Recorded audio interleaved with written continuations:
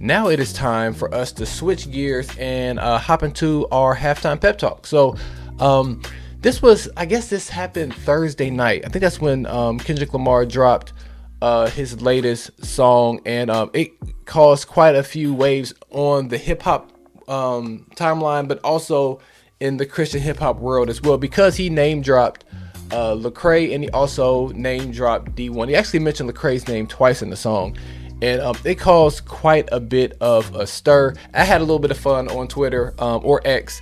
If you guys follow me on there, I made a little diagram because I noticed that I guess it was Kendrick Lamar's the video release on YouTube about the announcement of him being the artist that was going to be headlining the Super Bowl. And it happened to be 1 minute and 16 seconds.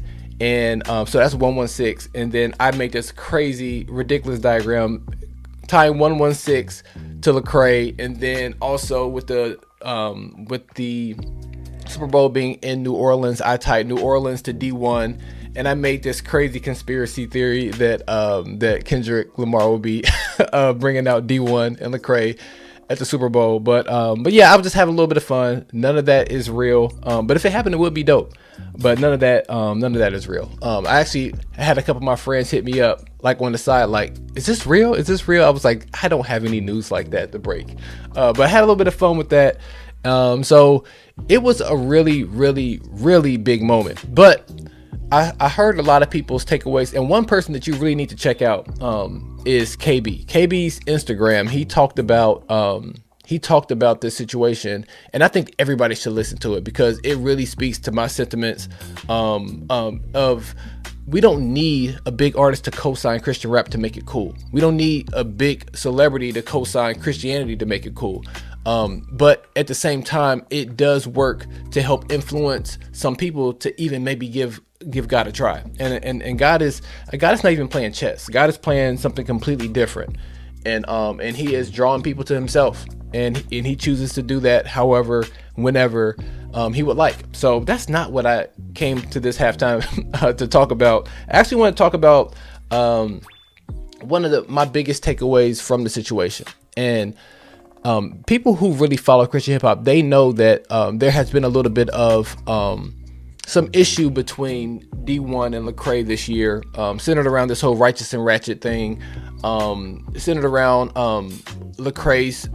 He chose to make a line of clothes called, I can quote Cardi B and Corinthians, and they had this back and forth about that. And I think in general, I think it's safe to say that Lecrae and Dee-1 have very different approaches to reaching the lost. I won't say they're very different, but they are different. And a lot of times the fans of each will get to bickering at one another because of their approaches being different. Now, Lecrae, it's like, no pun intended, the name of his record label is called Reach. And that's what they intend to do. They intend to reach the lost with their music. Have they made some steps that were criticized along the way, and maybe they would even say that maybe they shouldn't have made those steps exactly? Yes, they might even say that, but their whole attempt is to be very evangelistic, I guess you can say, not in the Western sense of that word, but just reaching out to the lost, and that's what they do. But Dee-1 has a different approach. He is really holding a mirror up to them and saying that, like, you guys are kind of being hypocrites. You guys really aren't saying, well, what you're selling to our community is actually tearing our community down. So, like, you need to change that. And he really holds up the mirror, and he stands directly opposed to him. And on the other end, Lecrae is he will collab with Waka Flocka. He will collab with Ty Dolla $ign. Like, he does stuff like that. Even though Dee-1 has collabed with some secular artists as well, but sometimes they have different approaches. But you know what? You want to know what my big takeaway was? They both work. They both got the attention of the biggest rap star on the planet. They both work. So while we sit over here on the Christian side of things, or the Christian hip hop side of things, arguing about which way is better, which way is more wholesome, which way is more effective, the bottom line is they both work. And that was one of my big takeaways. Even though me personally, I was just talking with my homie Bars and Beats, that my approach is more of Lecrae's approach. Back when I was in college, played college basketball, was a popular person on campus, ran a campus ministry, but at the same time, you would see me. So at times, you would see me down at the frat houses playing video games, in and around where drinking was happening. Now, when it came to drugs, I was out of there because I was there on a scholarship. I couldn't mess around with my scholarship. But at the same time, like, I was in and around those circles just because I wanted to reach the lost. In a lot of the conversations, and I'll say this, and I'm going kind of long, but I'll try to keep this brief.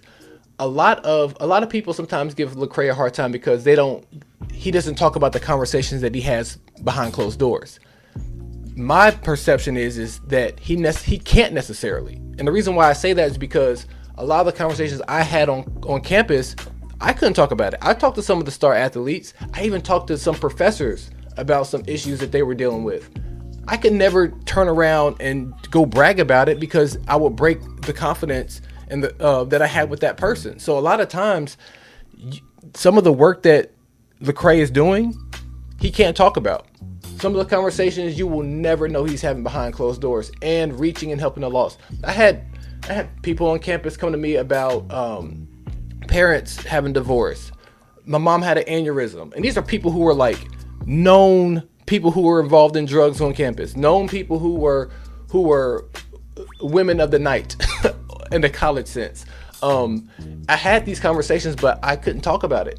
And I feel like a lot of times people give Lecrae a hard time because they can't actually see the fruit. But trust me, the fruit is there. And I think that this whole situation with K-Dot is proof of that. So, and again, I'm not saying that Lecrae, all his steps have been perfect. I'm not saying all the steps that I made when I was in college were perfect.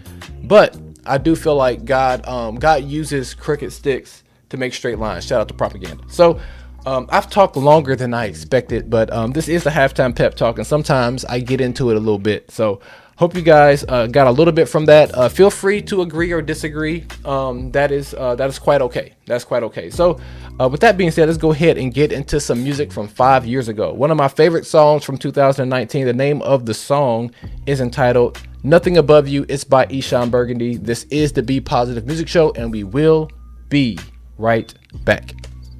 I am for truth, no matter who tells me. I'm for justice, no matter who it is, for or against. Rose up out the dungeon, I was feeling horny.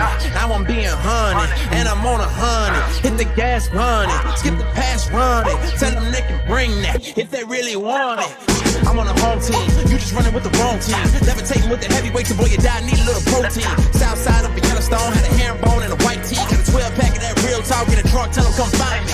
Draped up, dripped out, covered in the blood. Man, I hang where they gripped out. Sipping on the mud, boy, they swinging, got whips out. Watch them hot drunk, yeah, I know it's hella dark, but I'm trying to light it up. Now these people swear they own me. Sending out threats, told me keep my mouth shut. Told me be a step and fetch it. I will not oblige to your colonized way of faith. I'm a Messiah, died for the world, not just USA. They say Jesus was conservative, tell them that's a lie. No, he not a liberal either if you think I'm choosing side. They say Cray is so divisive, shouldn't be a black church. I say do the math, segregation started that first. Hey, you want unity, then read a eulogy. Kill the power that exists upon you and over me. I say you want unity, then read a eulogy. Kill the power that exists upon you and over me. Fact.